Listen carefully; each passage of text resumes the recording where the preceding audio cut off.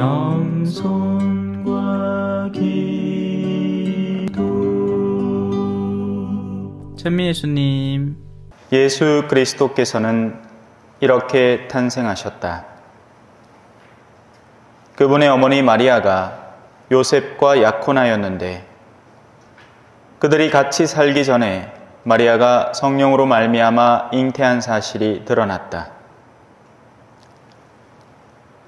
마리아의 남편 요셉은 의로운 사람이었고 또 마리아의 일을 세상에 드러내고 싶지 않았으므로 남 모르게 마리아와 파혼하기로 작정하였다.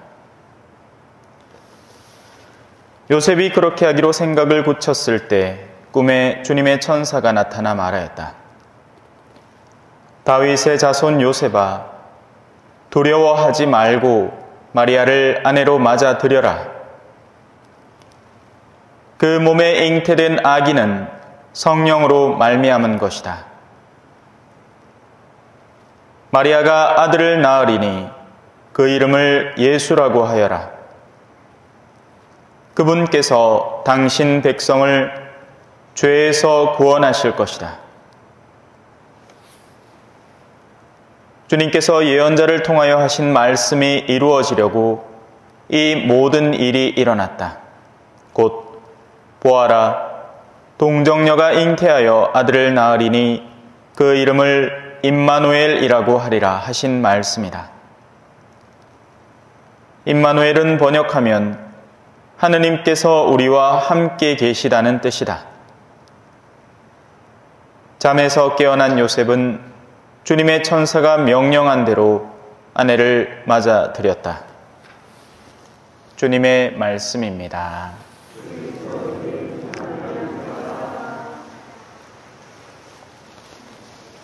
천미 예수님, 만일에 제가 어느 종교를 만들어내고 그 종교의 탄생 설화를 쓴다면 절대로 이렇게 안 쓸 겁니다. 고대로부터 이어져 내려온 아주 영험한 산에서 누구누구가 아래서 황금빛을 내는 아래서 태어났노라, 뭐 이래졌겠죠. 뭐 어디 파혼할 지경까지 갔던 어떤 여자에게서 이거 무슨 실제 문제가 있었던 건 아닌가 의심을 잔뜩 하게끔 만드는 어떤 사건으로 유약함을 드러내면서 자신의 종교 지도자를 소개한다? 이 세상에 이런 멍청한 일이 어떻습니까? 우리는 신앙을 합리성으로 받아들이려고 애를 씁니다. 좋은 노력이에요. 왜냐하면 신앙 안에는 이성이 함께 작용해야 됩니다. 그 이성이 장치가 작용하지 않으면 우리는 신천지나 나주 같은 데 빠져듭니다. 자기 종교 지도자가 한국의 아주 영험한 곳이라서 거기에서 구세주가 나야 된다 하면 하고 믿고 있는 거죠. 하지만 이성만으로 종교를 재단하려고 할 때 어떤 일이 벌어지느냐 하면 다음과 같은 일이 벌어집니다. 꼬마아이에게 너는 장수 하늘소를 관찰하렴 이라는 과제를 줬습니다. 아이는 산에 가서 장수 하늘소 한 마리를 잡아다가 열심히 관찰을 합니다. 그런데 자기 아버지가 대학 교수예요. 야, 니 뭐하노? 선생님의 장수 하늘소 관찰하라고 하셔. 그래서 열심히 이렇게 보고 있어. 근데 아버지가 생물학과 교수야. 야, 갖고 온나? 어떻게 하는지 가르쳐줄게. 머리, 가슴, 배 자르고 다리 끝이 다리 몇 단위로 다 자르고 날개 딱 펼치고 쫙 펼쳐갖고 핀셋으로 딱딱 꽂아가지고 바짝 포르말린에 말려가. 자, 설명해 줄게. 이게 머리고 이게 가슴이고. 갑자기 애가 으아 하고 옵니다. 아빠 왜 죽였어? 대학 교수는 자신의 이성적 도구로 산산조각 내어 놓았지만 그 안에는 장수풍뎅이가 없습니다. 죽어 있기 때문이죠. 신앙은 생생히 살아있는 무언가입니다. 신앙은 산산조각 내서 따로따로를 살펴보는 게 아니라고요. 그럼에도 우리는 우리가 가진 이성을 올바로 써서 그 신앙적 합리성 속에서 길을 찾아 나가야 합니다. 일독서는 그런 우리의 현실을 드러냅니다. 우리가 이해할 만하게 표징을 달라는 사람들이 수두룩 빽빽합니다. 너는 주 너의 하느님께 너를 위하여 표징을 청하여라. 저 저승 깊은 곳에 있는 것이든 저 위 높은 곳에 있는 것이든 아무 것이나 청하여라.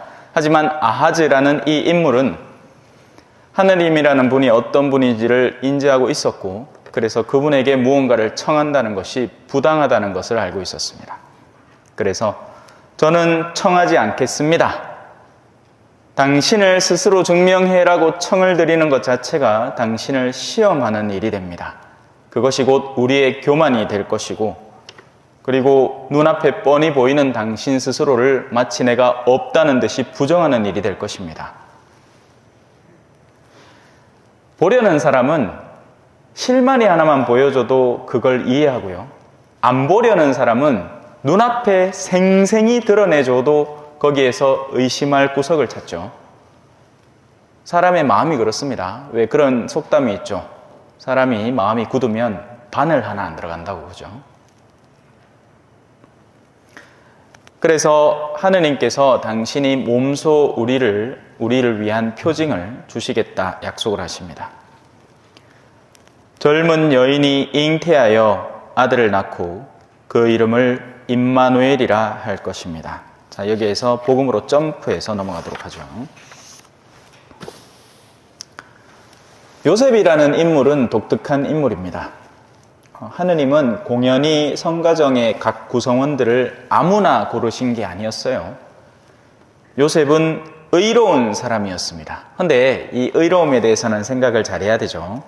요즘 세상에 의롭다라는 것은 아까 말한 것처럼 산산조각 내는 것을 말합니다. 서로가 상대를 죽여버리더라도 완전히 파헤쳐서 산산조각 내는 것을 의로움이라고 착각하는 거죠. 하지만 요셉의 의로움은 이런 것입니다.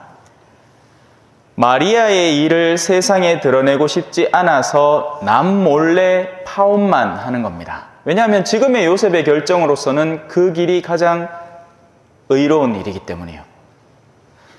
당대에 처녀가 임신을 하면 통상적인 과정으로는 돌을 던져서 죽여야 됩니다.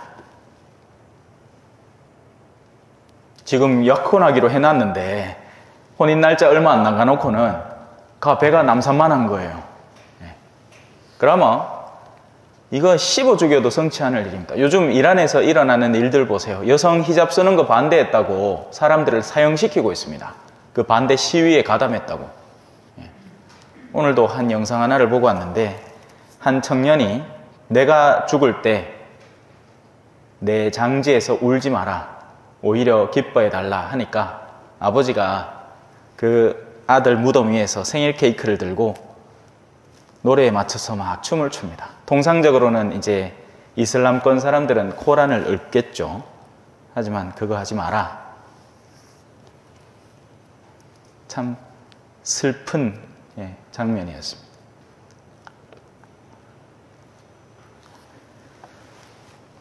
요셉은 마리아에게 다른 해가 전혀 가해지지 않은 채 그릇됨이 생겨난 곳만 바로 세우려는 것이었습니다.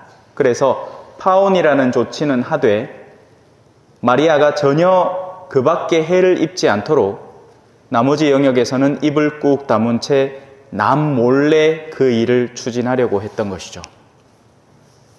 그것이 요셉이 가진 의로움입니다. 다른 비유를 들자면 수술하는데 메스를 들고 와야 되지 않습니까? 수술을 한답시고 도끼를 들고 와가지고 심장 수술하는데 사지를 찍고 있으면 세상 그런 멍청한 일이 어디 있겠습니까? 하지만 우리는 흔히 이런 종류에 빠져듭니다. 상대에게 복수하고 싶은 마음에 메스를 들고 오는 게 아니라 야, 니 그 사람 아있나? 어땠는지 아나? 하면서 공연히 멀쩡한 영역까지 다 파괴하도록 해버리는 것이 인간의 내면에 존재하는 어둠의 영역입니다. 우리는 증폭기를 갖고 있거든요. 감정은 증폭되는 겁니다. 왜 하품도 증폭되잖아요. 그죠? 한 사람이 괜히 그 사람 보면서 하고 있습니다. 그죠? 예. 웃음도 증폭됩니다. 제가 앞에서 혼자 아무리 막 웃겨도 여러분들 잘 안 우시잖아요. 그죠? 근데 여러분들 가운데서 한 두세 사람이 하면 옆에 웃는 거 보고 같이 따라와 웃습니다. 분노도 비슷해요. 현대 미디어들은 이 분노를 증폭시키기 위해서 갖은 애를 쓰고 있습니다. 이봐라, 우리가 겪는 게 부당하지 않느냐? 그러니 너희도 같이 분노에 다오, 이 말입니다. 사람은 분노할 때 가장 빠르게 움직이거든요. 제가 선교지에서 겪은 건데요. 말이 언제 느는지 아십니까? 정말 말도 안 되는 상황이 벌어질 때 외국어가 늡니다. 경찰이 와서 나는 위반한 사실이 엄연히 없다는 걸 아는데 공연히 와서 나를 붙들어 세워놓고 30분씩 40분씩 취조를 할 때 뭐라고 대꾸를 하고 싶은데 말이 부족한 거예요. 그러면 그때 뇌가 이 뉴런들이 막 연결이 되나 봐. 예? 전에는 못하던 표현들이 그때 막 나옵니다. 예. 아니 이게 맞지 않느냐고. 중앙선을 침범했다고? 야, 중앙선이 없는데 중앙선을 어떻게 침범하노? 실제 제가 했던 말이에요. 예. 한 경찰이 시골길에서 나를 세운 겁니다. 예. 가운데 중앙선이 없는데 나보고 중앙선 침범했다고.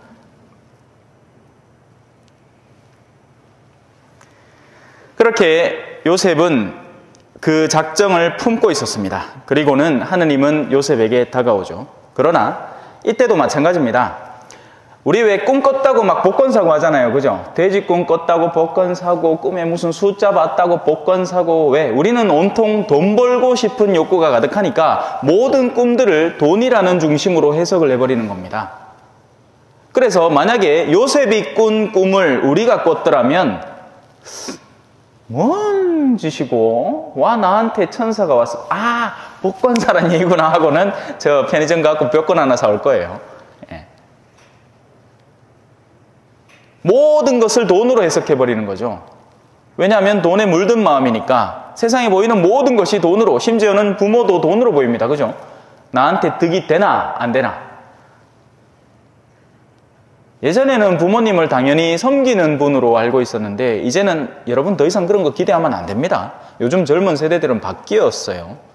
합리성이라는 걸 바탕으로 삼지만 그 합리성 속에는 이기성이 같이 들어있고 돈에 대한 욕구가 같이 들어있기 때문에 합리적으로 부모님을 섬기는 게 맞겠습니까? 합리적으로도 맞지도 않아요. 옛날에는 자녀들이 많았으니까 섬길 수 있었지 지금은 기껏 해봐야 하나 아니면 둘인데 그 하나에 아니면 둘인 사람이 위에 두 사람을 모시는 게 맞겠냐고요. 자기 자식들도 돌봐야 되는데. 그러니 합리적으로도 맞지도 않고 금전적으로도 맞지도 않아요. 네. 왜 그 돈을 써가면서 곧 떠나버릴 효율성에서는 제로인 사람들을 위해서 투자를 해야 되겠습니까? 그러니 신앙이라는 것이 없는 이들의 계산 속에는 그런 것들이 합리성, 아까 얘기했던 곤충을 산산조각 내는 합리성이란 말입니다. 신앙이 없으면 신앙이라는 핵심 가치가 없고 영적인 영역에 눈뜸이 없으면 사람은 지독히 합리적인 계산을 합니다. 그럴 수밖에 없잖아요. 나라도 그래야겠다. 제가 신부가 아니면 그죠? 얼마나 영리하고 영악하게 일들을 처리하겠습니까? 제가 아는 선만 해도 돈 벌 일 많아요. 사람 속이는 건 참 쉬운 일이죠. 예, 어떻게 보면.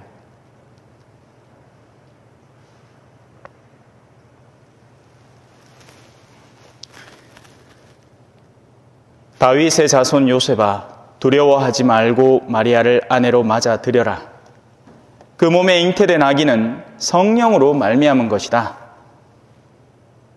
마리아가 아들을 낳으리니 그 이름을 예수라 하여라. 여기까지는 그냥 내가 헛생각을 했나 할 수 있겠지만 이 마지막 줄에서 요셉은 띵 받은 겁니다. 그분께서 당신 백성을 죄에서 구원하실 것이다. 이 부분이 요셉이 그동안 간절히 기다려오던 영역과 맞물려 떨어진 겁니다. 이건 죄책감에 시달려 본 사람이라면 알고 있는 영역이에요. 누가 나의 이 죄스러운 상황에서 구해주기를. 다른 그 어떤 것도 해결하지 못하는 것입니다. 돈이 많아서 죄가 사라집니까? 아니에요.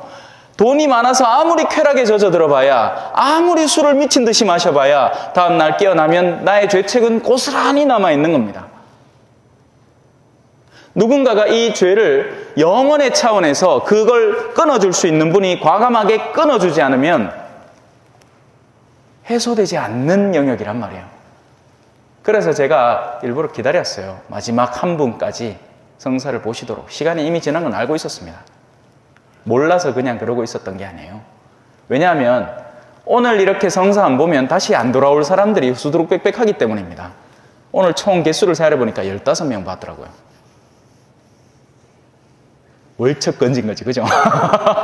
낚시용으로 치마 오늘 막 낚시 제대로 한 겁니다. 예. 평소에는 지다리도 아무도 찾지 않는 바람 부는 고해소에 이름 모를 마신부야 하다가 오늘 막 제대로 한번 성사 줬네. 예.